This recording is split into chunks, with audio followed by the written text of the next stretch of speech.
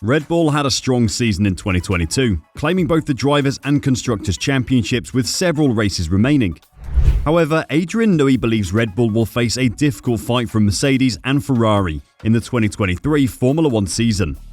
The Silver Arrows struggled in the 2022 season, suffering car trouble such as porpoising on the W13, while Ferrari appeared to have the upper hand at the start of the year, but losing pace as the calendar proceeded. Will they be able to close the gap in 2023? Only time will tell. Let's find out what the Red Bull team's concerns are for 2023. Red Bull had an increasingly dominant season. Max Verstappen won his second Drivers' Championship in Japan with 4 races remaining, while the team won the Constructors' Championships at the next Grand Prix in Austin. Despite this monument, Newey believes that the squad will struggle to sustain its success in 2023. When asked if the team could surpass their 2022 performances next season at a Red Bull demo run in Milton Keynes, Newey hinted that there was still space for development. The high point almost is reflecting on it, he told Viaplay. It's going to be difficult to top this year. It's been such a good year in the end. It's just the attitude always amongst ourselves internally that we've just got to critique the car. There were a few bits we weren't quite happy with. We'll try to improve those, do our usual winter development and see where we are next year. Newey believes there will be a challenge from both Ferrari and Mercedes in 2023. For sure, it will be a very strong competition, Red Bull's chief technical officer added. Ferrari will be strong again. Mercedes, I'm sure, will have recovered from their slightly awkward season, so it will be tough. And even though Verstappen surged to his second world title in overwhelming form this year, winning a record 15 races in the Red Bull RB18 chassis, while Red Bull also won their first Constructors title since 2013. The RB18's domination came despite a prolonged development cycle for the RB16B in 2021, when Verstappen was locked in a championship battle with Mercedes rival Lewis Hamilton, resulting in Red Bull being behind on several technical updates in 2022. Many teams chose to halt development early in 2021 in order to focus on the new regulations for 2022, but Red Bull chose to maintain releasing improvements in order to successfully support Verstappen's title challenge. The RB18 was named International Racing Car of the Year at the Autosport Awards on Sunday, with Newey and the Red Bull technical team accepting the award. Newey described the RB18 car's success as very special, especially given the late turn to focusing on 2022, which he believes could have occurred sooner. We had quite a short development period, particularly because we kept developing last year's car in the battle for the championship, arguably longer than we should have done, Newey told the media. That gave us a lot to do over the winter. What we tried to focus on was getting the fundamentals of the car right as this year's car, and then hoping that would give us the development potential to kind of refine it. That's fortunately how it panned out. Red Bull battled Ferrari for the first half of the season, only for its in-season growth to lift it comfortably away as the fastest team following the summer break. The team won 10 of the remaining 11 races, allowing both championships to be won early, while setting a new record for points gained by a driver in a single season. On stage at Grosvenor House, Newey stated that he believed Ferrari was ahead in pre-season testing, but Red Bull's focus was on developing a car that would operate well on all tracks. In reality, Ferrari in the pre-season were probably quicker, said Newey. We had a very good, effective first race upgrade that made it very close, and then it was really a tight battle early on. Ferrari were quicker in some races, we were quicker in others. We learned from that and tried to make a well-rounded car for the second half of the season, to make sure it worked on all circuits.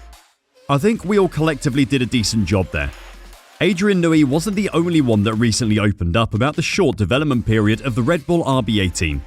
Red Bull's chief engineer Monahan admitted in an interview that the huge efforts in 2021 raised concern that the RB18 would be severely harmed. We were quite worried, because obviously we came to Abu Dhabi for a final race shootout, so it was a massive push with continuing with the 2021 car, which didn't help, admitted Monahan. Resource that would have been on the 2022 car remained on the 2021 car longer than we had originally planned. Given regulation changes, finite resources, then we were worried we had damaged the 2022 car. Monahan saw Red Bull's competitive 2022 car as a testament to the team's ability and efficiency. It's an indication of the diligent work and the skilled work that went on within all the disciplines of the factory. So, research, design, manufacture, testing, realization, all of it, said Monahan. We were at least as efficient as anybody else, and we were very privileged to have a very good car from the outset. Despite starting the season behind Ferrari, the Milton Keynes team evolved their car into the class of the 2022 competition, winning 17 races. After early reliability concerns were addressed, the team was able to focus on narrowing the deficit and out-developing Ferrari, which helped compensate for their lack of 2021 development time. Red Bull technical director Pierre Wash revealed the biggest disadvantage of the hastily manufactured car. It was developed in a very short period of time, which is one of the reasons why it's quite heavy, Wash explained.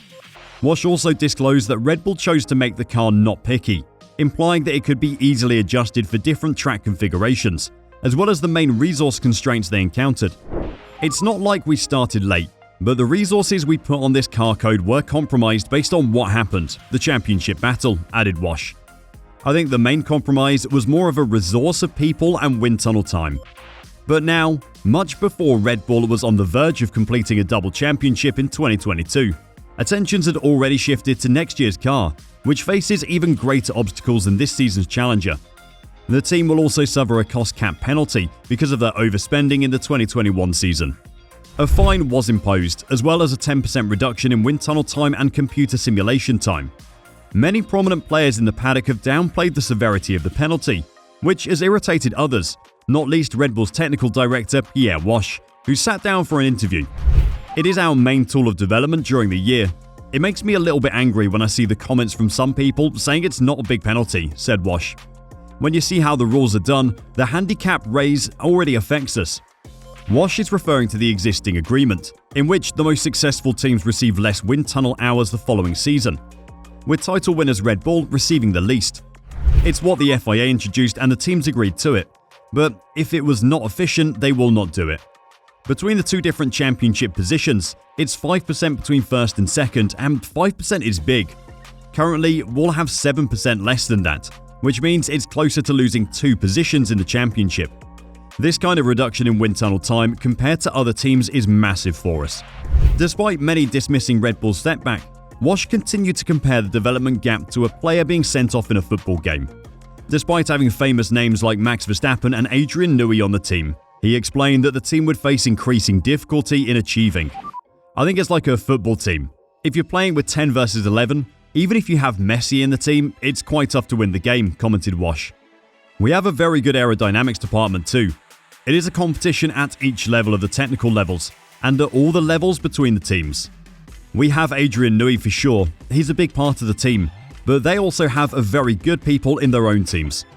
The work done on this car is not one person, it's from many people in the team. For sure, we can all work harder, but the others do too." Nonetheless, Wash insists that the punishment was only utilised as a motivator, not as a source of concern. "We feel a little bit annoyed about the decision because we have less wind tunnel time. The desire to compensate is quite strong." Max Verstappen, on the other hand, is attempting to maintain focus and hopes to perform at least as well next season. "Of course, we're looking forward to next year. We know that we can do even better, and we are very excited for next year's car already," he commented. Will Red Bull feel their penalty next year? Will Ferrari and Mercedes return to the top?